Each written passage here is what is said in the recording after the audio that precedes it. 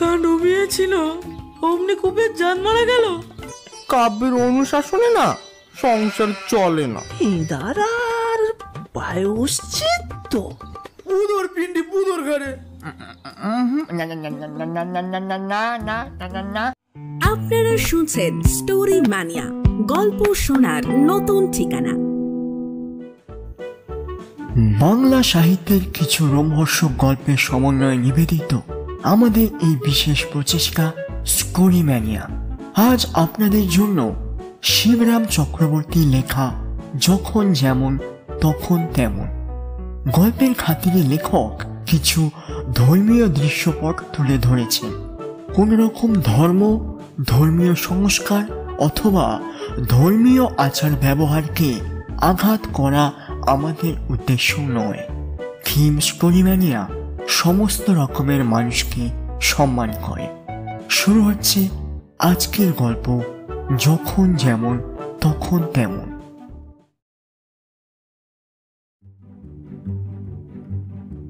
আগের থেকেই ওদের স্থির ছিল যে এবারের মহরমের তাজিয়াটা ওরা খুব প্রকাণ্ড করেই করবে, আর হয়েছেও তাই।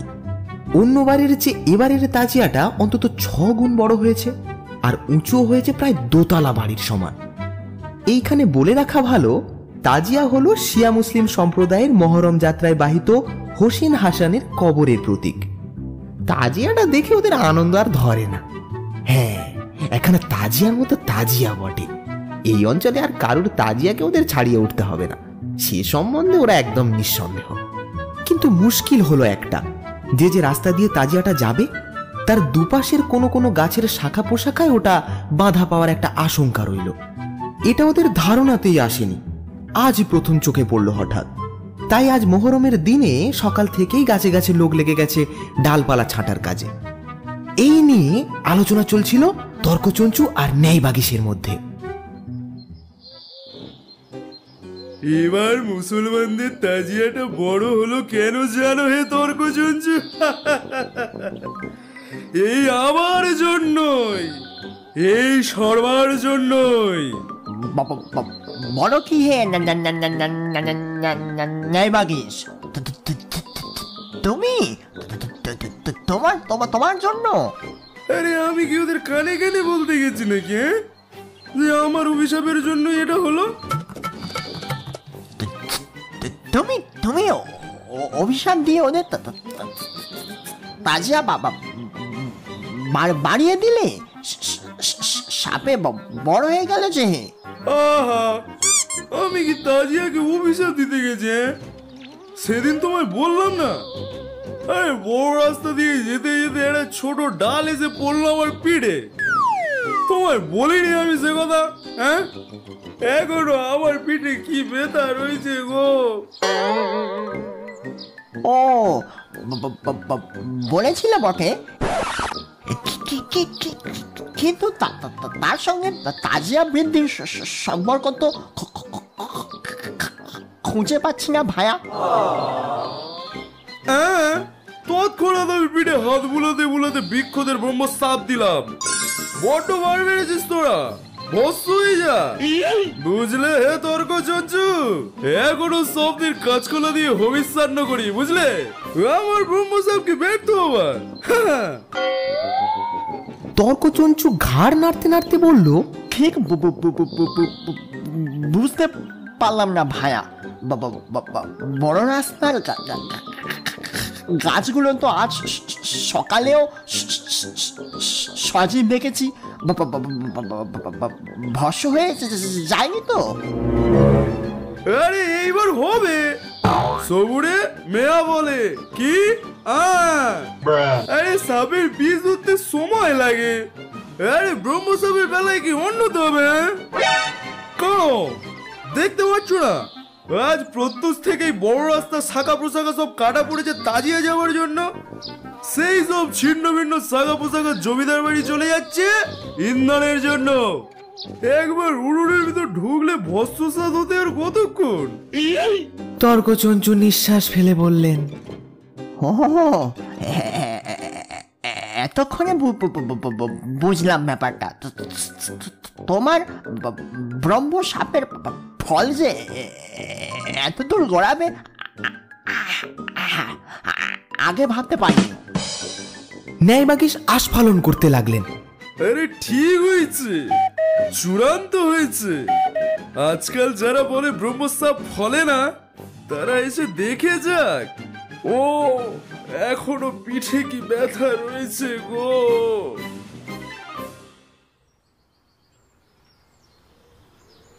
বেদান্ত শিরোমণি হুঁকো টানতে টানতে এসে উপস্থিত হলেন।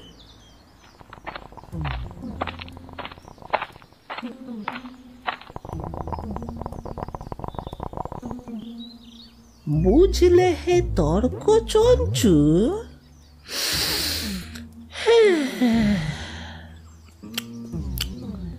সবই মায়া। তর্কচঞ্চু বললেন, তবু একটু সতর্ক হয়ে কাঙাই ভালো। যেভাবে হুকোটাকে ধরেছ, যদি কলকের আগুন নলচেকপকে গায়ে এসে পড়ে, তখন সমস্ত কাঠিক মায়া বলে বোধ হবে না। হুঁকোটা পৃথিবীর সঙ্গে প্রায় সমান্তরাল হয়ে এসেছিল। বেদান্ত শিরোমণি ওটাকে রাইট অ্যাঙ্গেলে স্থাপন করে বললেন, যা বলছ, বিশেষত গায়ে না পড়ে যদি বস্তিরে লাগে, তবে তো 5 সেকেন্ড ধাক্কায় ফেলেছে। বস্তির কি আকড়া হে আজকালকার বাজারে, পুরো 2.5 মুদ্রা জোড়া। তুমি ঠিক বলেছ তর্কচঞ্চু, সাবধানের বিনাশ নাই। ন্যায়বাগীশ বললেন, আরে স্মৃতিরত্নকে দেখছি না, আজ সকাল থেকে কোথায় গেল সে? জঙ্গিপুর গ্রামটিকে ব্রাহ্মণ প্রধান বলাই উচিত, কেননা ব্রাহ্মণরা এখানের প্রধান, অন্তত তাদের নিজেদের কাছে। হাঁড়ি, মুচি, ডোম, বাগদি প্রভৃতি কয়েক শ্রেণীর ঘর থাকলেও তাদের সঙ্গে ব্রাহ্মণদের কোনো সম্পর্ক নেই, না অন্তরের না বাইরের।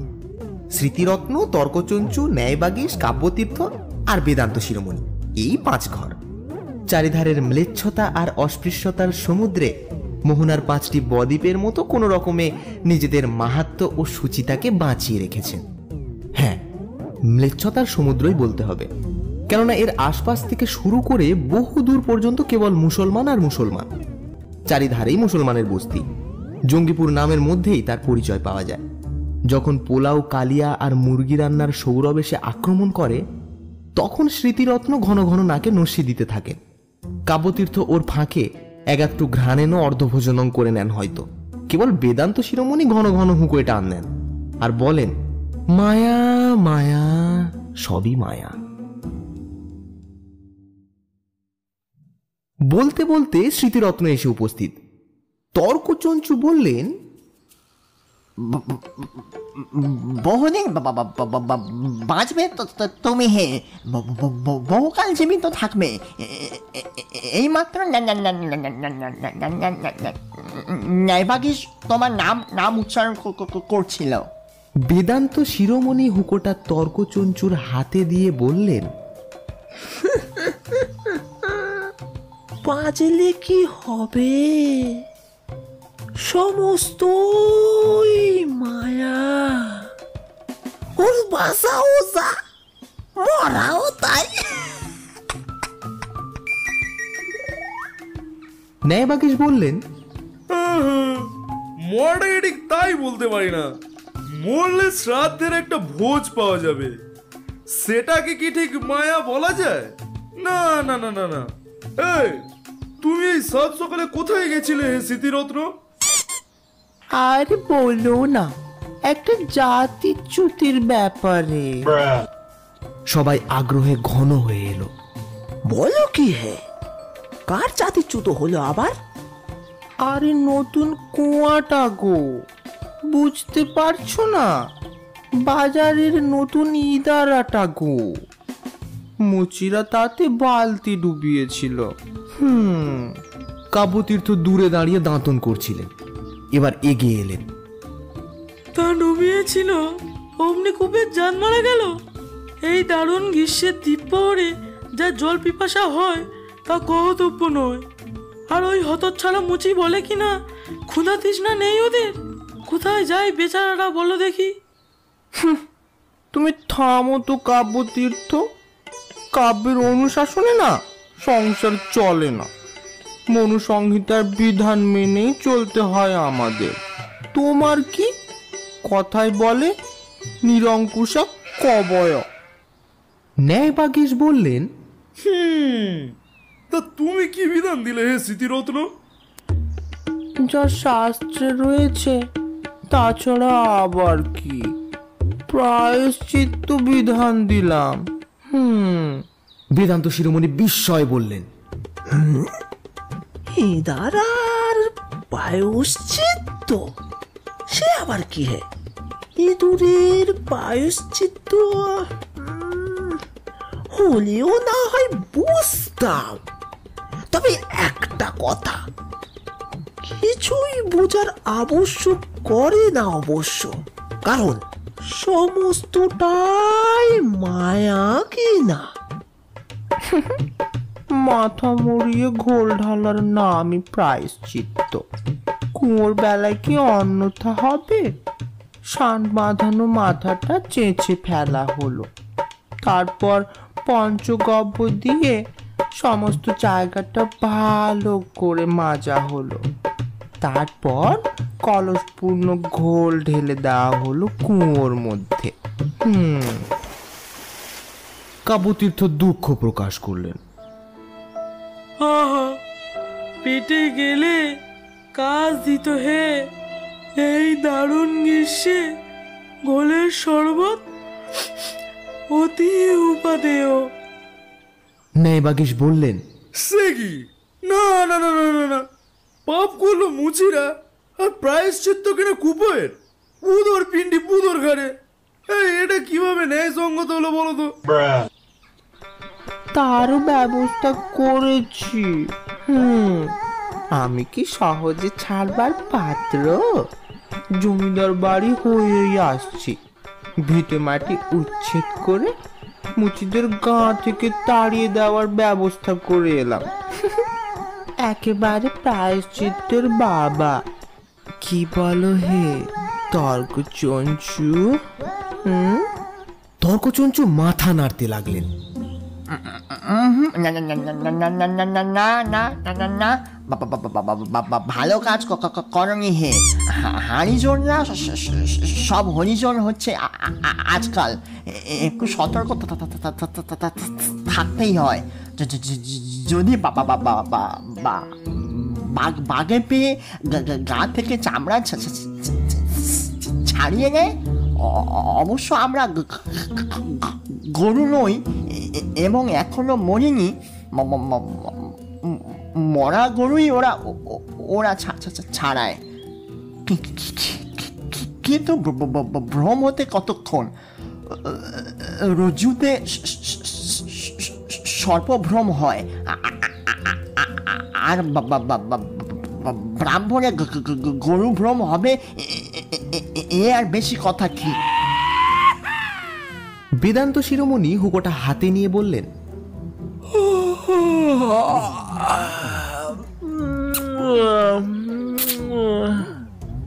এখন কিছুদিন সতর্ক থাকতেই হবে।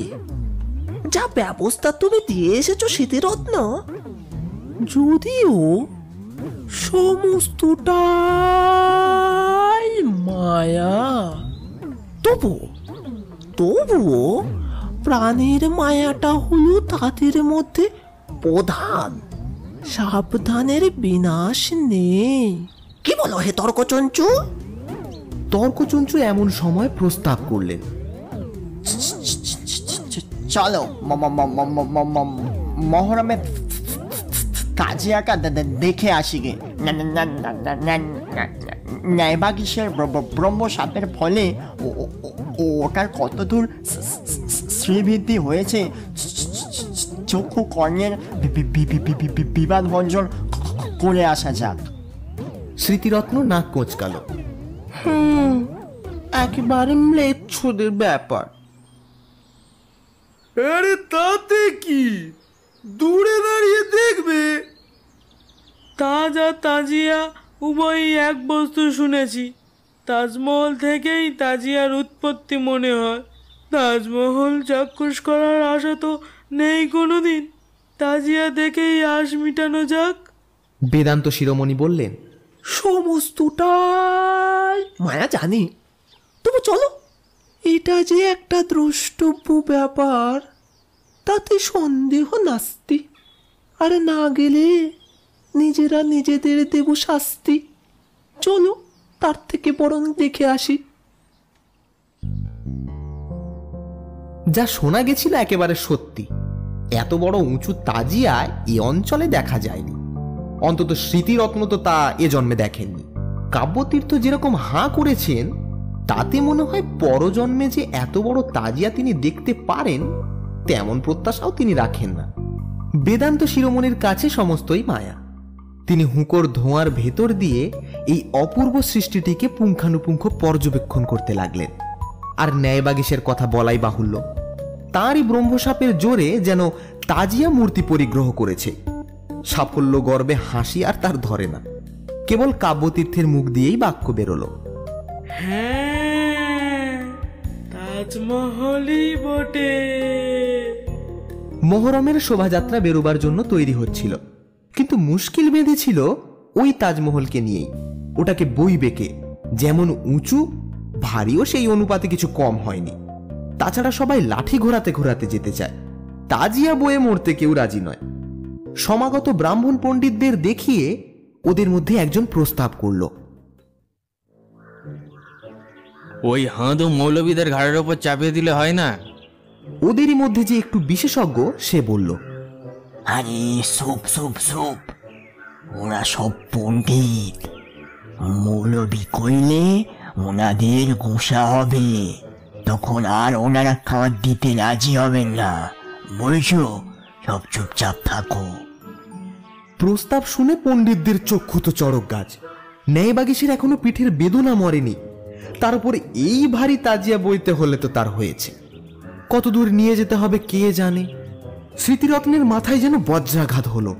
তিনি আমতা আমতা করে বললেন, বাপু, আমরা গিয়ে ও হে কাব্যতীর্থ, ম্লেচ্ছ কথাটার প্রতিশব্দ কি জানো? কাফের। হ্যাঁ, আমরা হলাম গিয়ে কাফের। আমরা ছুঁলে তোমাদের দেবতা অশুদ্ধ হবেন না। যাদের মিলিটারি মেজাজ, তারা কথার ঘোর প্যাঁচ পছন্দ করে না। আইন কানুনের সূক্ষ্ম তর্কেও তাদের উৎসাহ নেই। স্মৃতিরত্নের অত বড় তত্ত্ব জিজ্ঞাসার জবাবে এই সংক্ষিপ্ত কথাটাই ওরা জানালো, যে তাজিয়া বইতে রাজি না হলে ওদের মাথাটা রেখে যেতে হবে। তর্কচঞ্চু স্মৃতিরত্নকে প্রশ্ন করলেন, এই সম্বন্ধে মনুর কি বিধান? জবন্ধে তাজিয়া বওয়া কি শাস্ত্র সম্মত? স্মৃতিরত্ন হতাশভাবে মাথা নাড়লেন। কাব্যতীর্থ বললেন, এ সম্বন্ধে বেদবাক্য কিছু না থাকলেও প্রবাদ বাক্য একটা আছে বটে। তাতে বলে, পড়েছ মোগলের হাতে, খানা খেতে হবে সাথে। বেদান্ত শিরোমণি বললেন, যদিও সমস্তটাই মায়া, তবুও মাথাকে স্কন্ধচ্যুত করবার চেয়ে তাজিয়াকে স্কন্ধে নেওয়াই আমার মতে সমীচীন। কি বলো হে ন্যায়বাগীশ? ন্যায়বাগীশ কিছুই বলেন না, কেবল পিঠে হাত বোলান। শোভাযাত্রা বেরিয়ে পড়ল। প্রথমে চলল জোয়ান ছোকরার দল লাঠি ঘোরাতে ঘোরাতে। তাদের অনুসরণ করে অপেক্ষাকৃত বেশি বয়স যাদের, তারা সবাই লম্বা লম্বা লাঠি উঁচু করে। মুহুর্মুহু লাঠিতে লাঠিতে ঠোকাঠুকি বাঁধানোই হলো এদের কাজ। তারপর চলছিল 6টা জয় ঢাক, তাদের আওয়াজে কানে তালা লাগবার জোগাড়। তাদের পেছনেই আরেক দল চলল। তাদের বুক মনে হয় পাথরের। তারা খালি হাসান হোসেন বলে আর বুক চাপড়ায়। তারপরেই পণ্ডিতদের পিঠে চলমান তাজমহল, চলমান আর টলমান। তর্কচঞ্চু কাঁধ বদলে নিয়ে বললেন,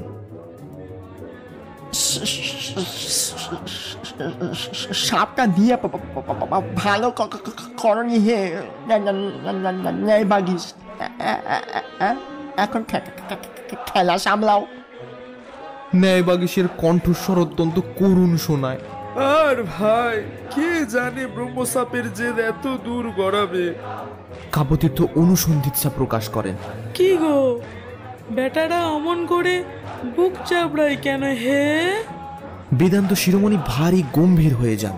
সমস্তটাই মায়া, কিন্তু মায়া দয়া নেই বেটাদের। এত ভারী করার কি দরকার ছিল এমন?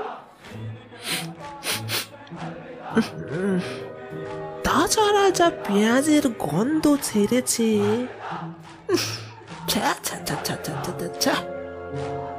করাঘাতকারীদের মধ্যে একজন পণ্ডিতদের বলে, এই দেখো, তোমরা ছাতি চাপড়াচ্ছ না কেন? আরে ছাতি চাপড়াও, না হলে ধর থেকে মাথা আলাদা করে দেব। স্মৃতিরত্ন বললেন, এর উপর যদি বুক চাপড়াতে হয় তাহলে তা যে পড়ে যাবে কিন্তু। ন্যায়বাগীশ ভীত হয়ে ওঠেন। সর্বনাশ, সর্বনাশ, এ বলে কি? একে আমার পিঠে ব্যথা, আর তার উপর ওই তাজমহল চাপা পড়লে আমি আর বাঁচবুনি। ওরা বিরক্ত প্রকাশ করে। চাপড় যদি না দাও তাহলে আমরা যা বলছি তাই বলো, বুঝেছো? স্মৃতিরত্ন চাপা গলায় প্রশ্ন করলেন, কি বলছে বেটারা, বুঝতে পারছো কিছু? ওরা বলতে বলতে চলে।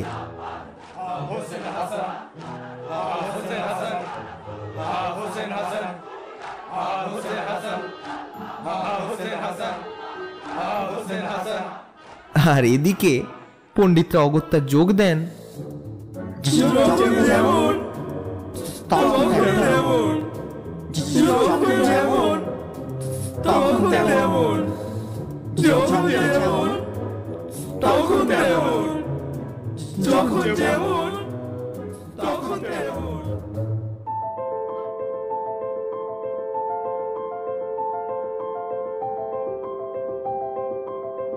শুনলেন আজকের গল্প শিবরাম চক্রবর্তীর যখন যেমন তখন তেমন।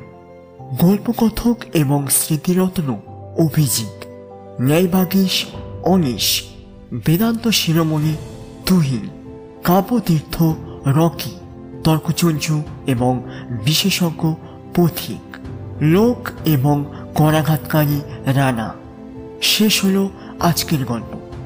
পরের বার আরও এক রোমহর্ষক গল্প নিয়ে হাজির হবে টিম স্টোরি ম্যানিয়া।